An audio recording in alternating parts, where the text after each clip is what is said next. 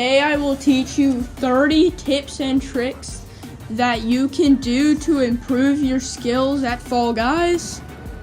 The first skip you can do is on Skyline Stumble, where you can jump dive around the, I don't really know what you call this, but it's like another tip on Skyline Stumble is you can get hit by the bar and it could boost you in order for you to get to the flippers much easier, and it will make it much easier to qualify.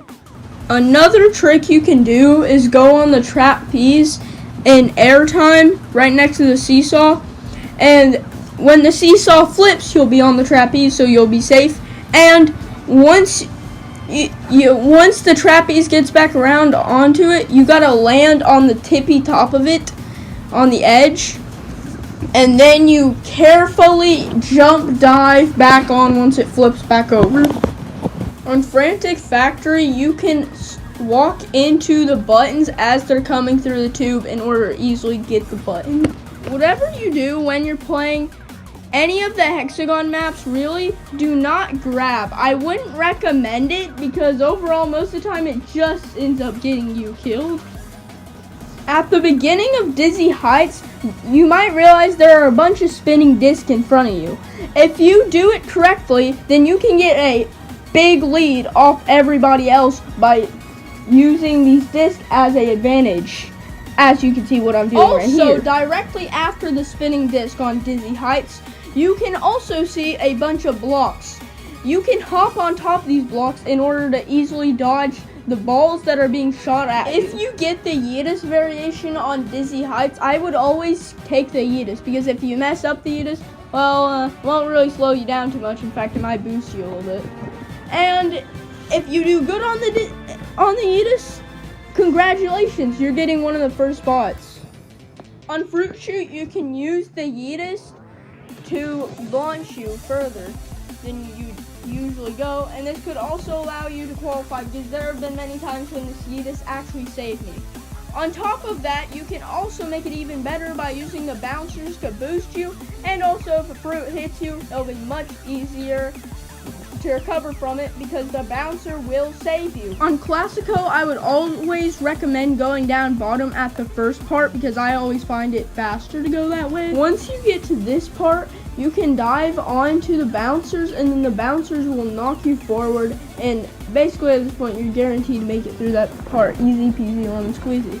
And then after that, you can go on the spinning discs, and that will give you a boost. And then you can go on some more bouncers, and it will make it much easier to qualify.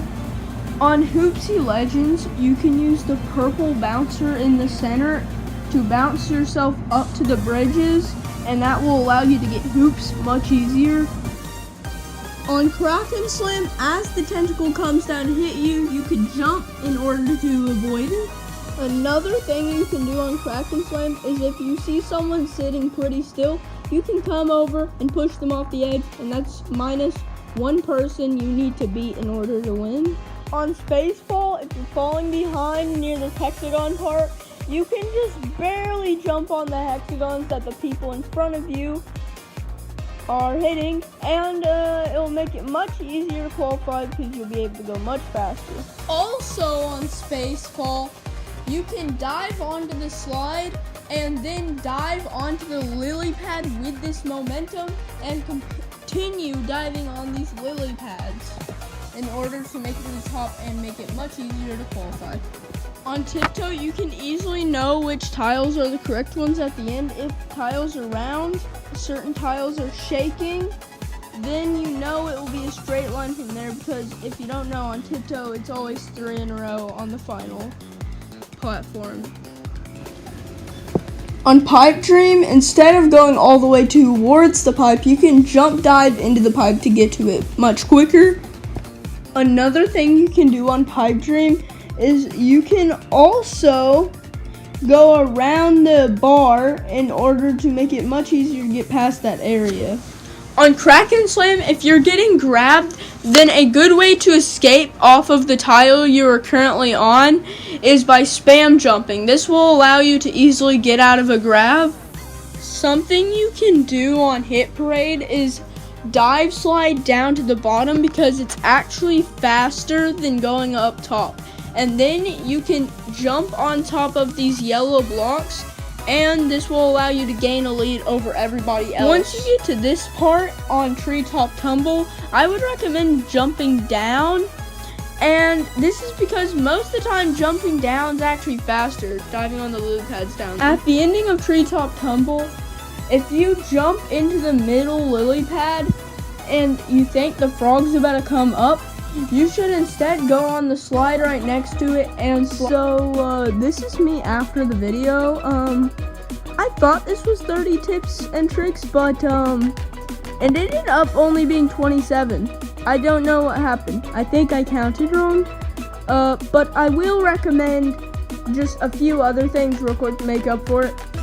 First of all, it'd be good to watch other pro players that play Fall Guys. I would recommend Stentric and Jashin.